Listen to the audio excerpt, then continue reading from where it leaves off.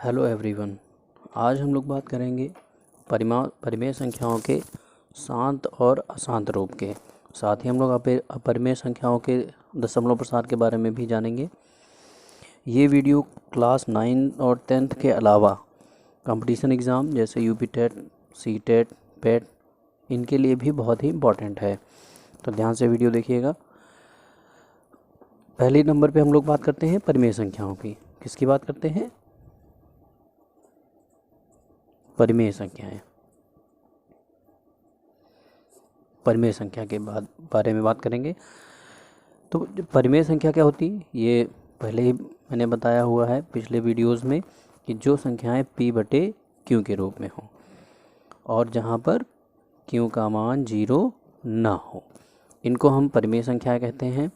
अब यहाँ पर हम लोग बात करेंगे कि परिमेय संख्याओं के दशमलव रूप के बारे में।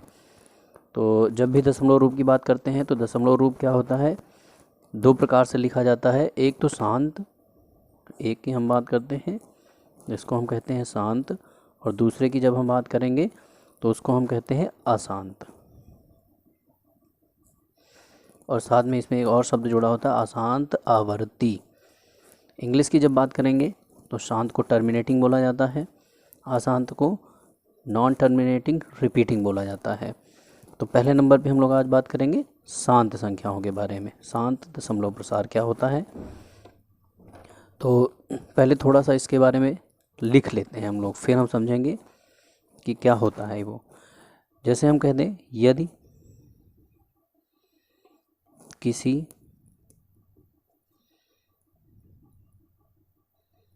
परिमेय संख्या का हर, यदि किसी परिमेय संख्या का हर 2 की पावर m और 5 की पावर n के रूप का हो, यदि किसी परिमेय संख्या का हर 2 की पावर 5 और 5 की पावर n के रूप का हो तो वह परिमेय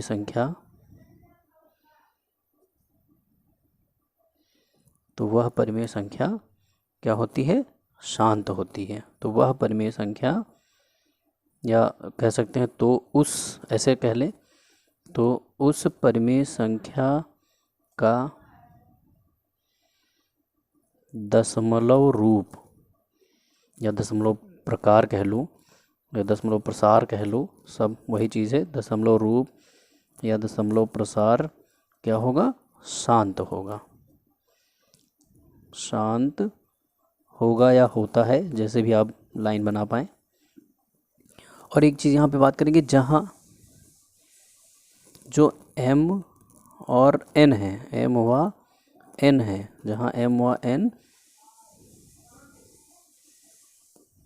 ऋणोत्तर पूर्णांक हो। ऋणोत्तर पूर्णांक का मतलब होता है जहाँ m और n ऋणोत्तर पूर्णांक है। ऋणोत्तर पूर्णांक आपका क्या होता है? ऋणोत्तर शब्द से ही पता चल रहा है कि ऋण नहीं होना चाहिए। इसका मतलब जब ऋण नहीं होगा तो क्या होगा?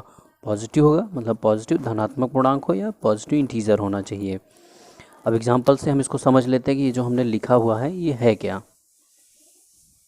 एक एग्जांपल लिख लेते हैं, जैसे हम लोगों ने ले लिया 13/40 ले लो। अब इसका हर क्या है? यहाँ पर हर क्या है? हर 40 है। तो हम क्या करेंगे? 40 के प्राइम फैक्टर अभाज्य गुणनखंड करेंगे तो 2 से कट जाएगा 20 बार में, फिर 2 से कटेगा 10 बार में, फिर 2 से कटेगा 5 बार में, अब ये 5 से 1 बार में कटेगा। तो आपके 40 के जो अभाज्य गुणनखंड आए हैं वो आए हैं 2 × 2 × 2 × 5। इसको ऐसे भी लिख सकते हैं 2 की पावर 3 एंड 5 की पावर 1। तो इसका मतलब ये हुआ कि जो हमारा 13/40 था तो 1340 के अभाज्य गुणनखंड आए हैं 2 की पावर 3 × 5 की पावर 1। तो अब यहाँ पे देखो, इसकी तुलना करो, क्या ये इस रूप का है? हाँ है। ये 2 की पावर 3 है और 5 की पावर 1, मतलब m 3 है, n 1 है।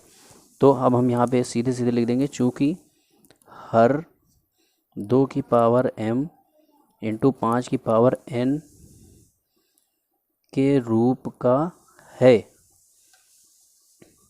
इसलिए 13/40 का दशमलव प्रसार शांत होगा। आई होप इतना समझ में आया होगा आप लोगों को।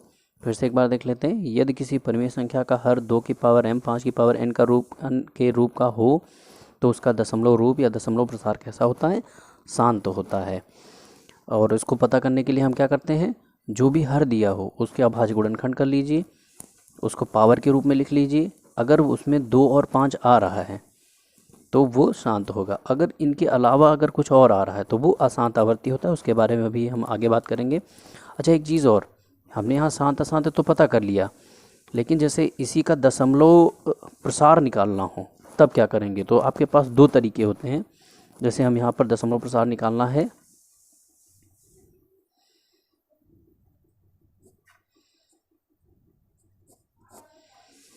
दशमलव प्रसार निकालने के आपके पास 2 तरीके हैं। एक तरीका ये है कि आप हर से अंश को भाग करके निकालें, और ये थोड़ा लेंदी मेथड होगा तो हम लोग इस मेथड से इसको सॉल्व नहीं करेंगे।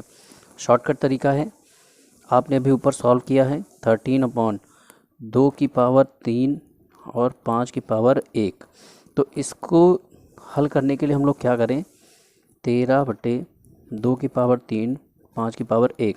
यहाँ पर हम क्या कर सकते हैं कि देखिए, यहाँ 2 की पावर 3 है तो इसको भी पावर 3 बना ले। पावर 3 बनाने के लिए 1 तो हमारे पास है, तो पावर 2 से हमें इसको गुणा करना पड़ेगा। और जो चीज़ हम अपनी तरफ से कर रहे हैं उसको हमें अंश और हर दोनों में करना पड़ेगा।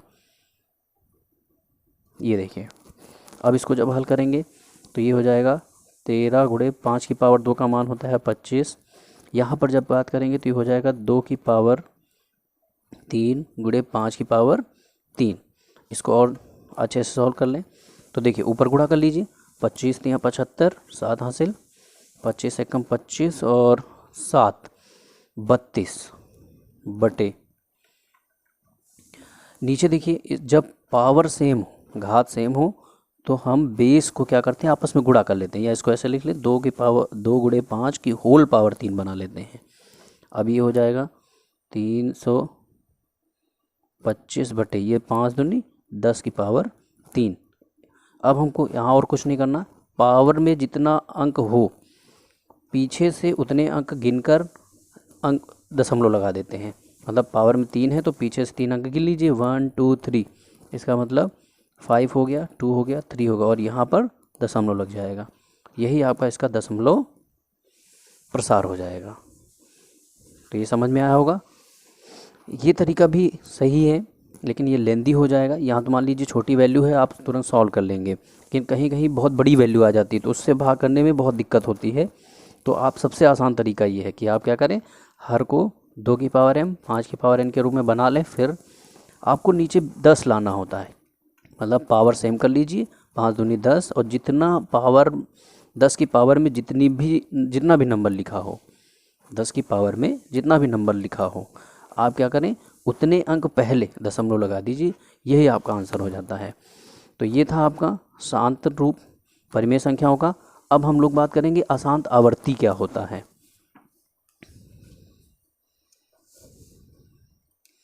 अब हम लोग बात करेंगे अशांत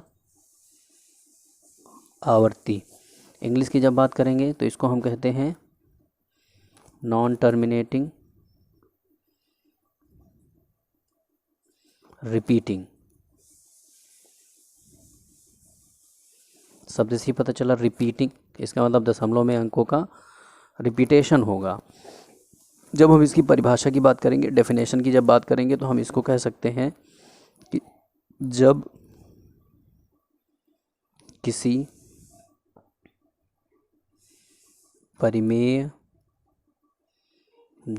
परिमेय संख्या का हर 2 की पावर m गुणे 5 की पावर n के रूप का न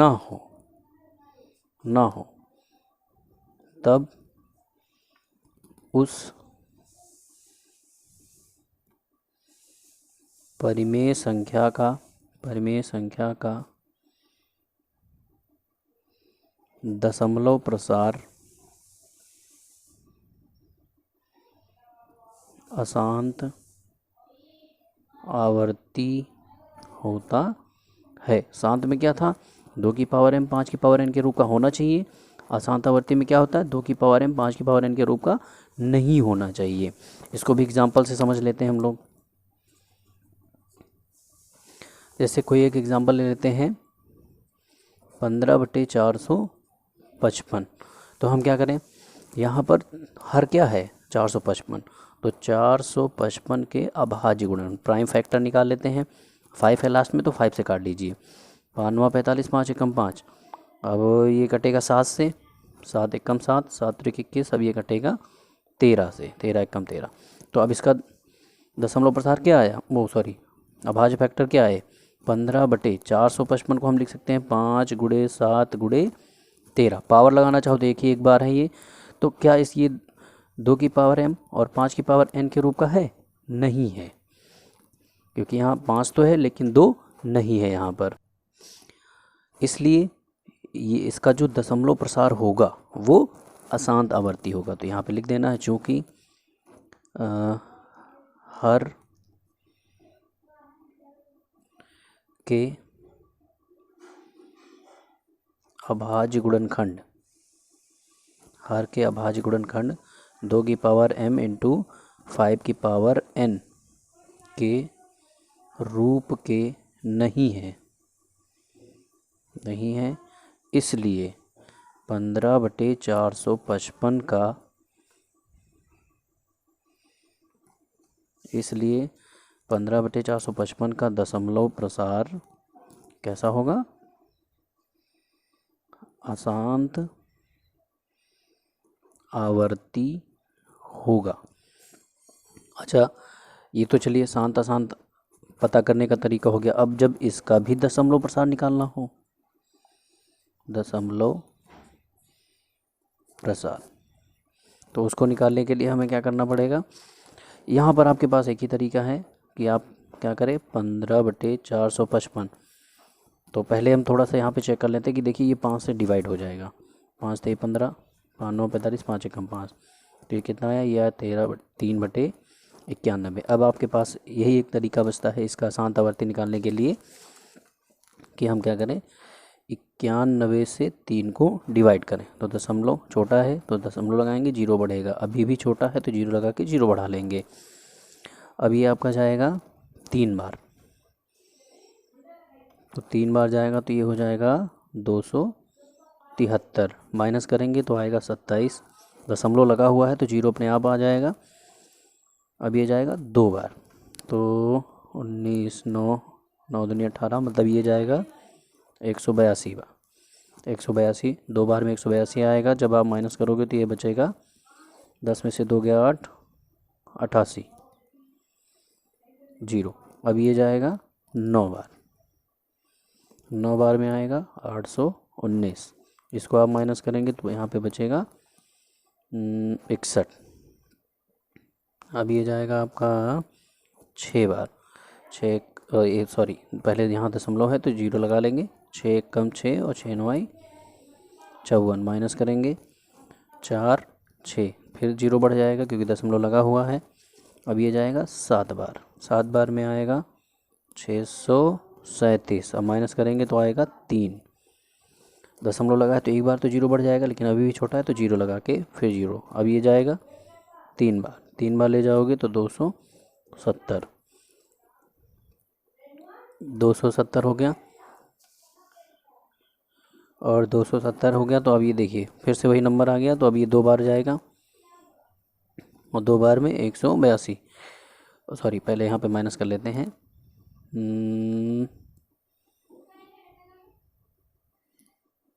3 बार में आएगा 273।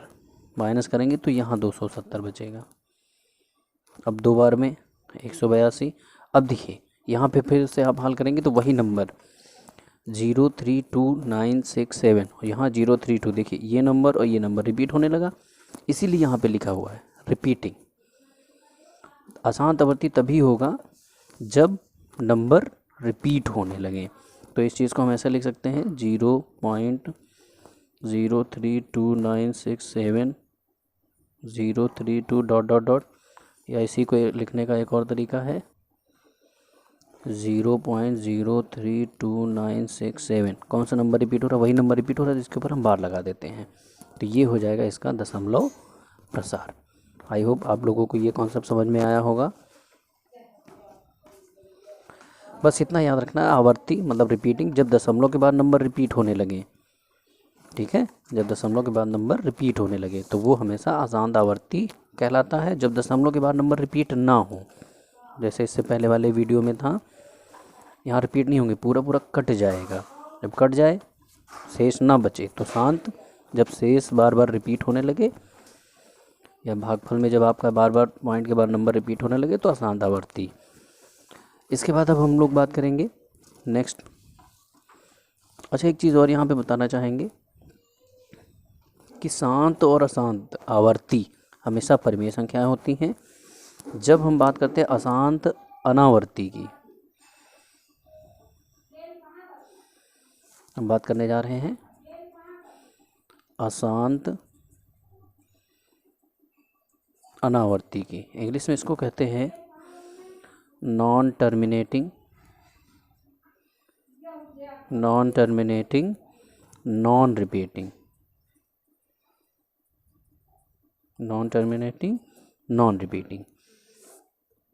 इसका मतलब क्या हुआ कि नंबर रिपीट नहीं होंगे। इसको समझने के लिए इसमें कुछ पॉइंट्स हैं, उनको नोट कर लेते हैं। पहला पॉइंट ये हो जाएगा कि ऐसी संख्याएं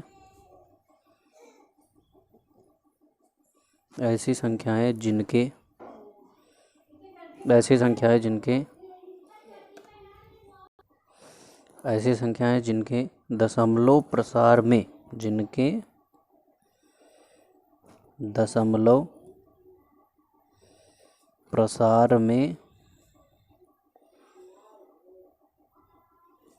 अंकों की पुनरावृत्ति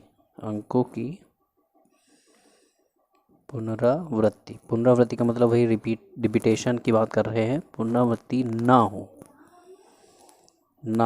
क्या होते हैं? अशांत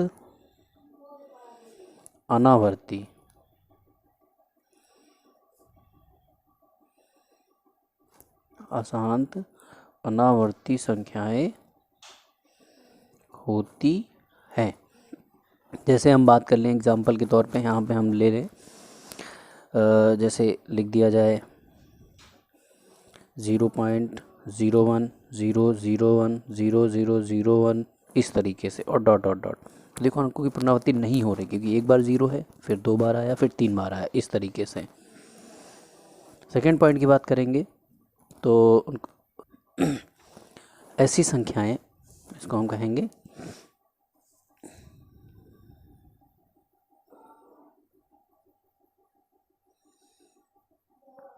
ऐसी संख्याएं जो P/Q के रूप में नहीं होती हैं,